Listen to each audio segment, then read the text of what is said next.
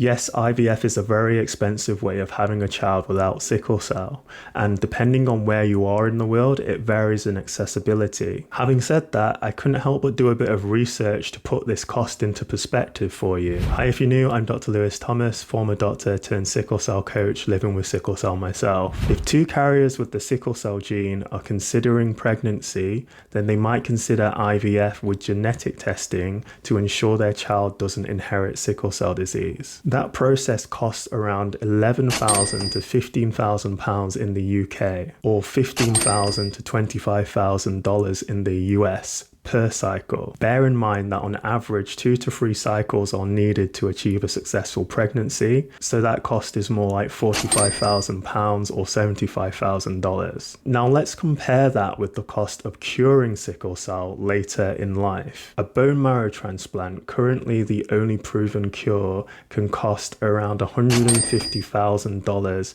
to $250,000 in the US, and it's not without major risks like rejection or graft versus host disease. Side note, bone marrow transplant is free on the NHS for people who meet the eligibility criteria, but privately it would cost around the same as it does in the US. The newest breakthrough, Casgevy gene therapy, costs around £1.6 million in the UK, or over $2 million in the US for a single treatment. So while IVF may seem expensive up front, it's just a fraction of the lifelong costs and trauma of living with sickle cell disease and the sky-high cost of curing it. So I hope that helps you with considering the affordability of IVF in the long run. For anyone wanting to know more about bone marrow transplants or Casgevy gene therapy, they're both covered in my new ebook, Sickle Cell Treatment Guide, Medicines, Modern Therapies and Supplements Clearly Explained.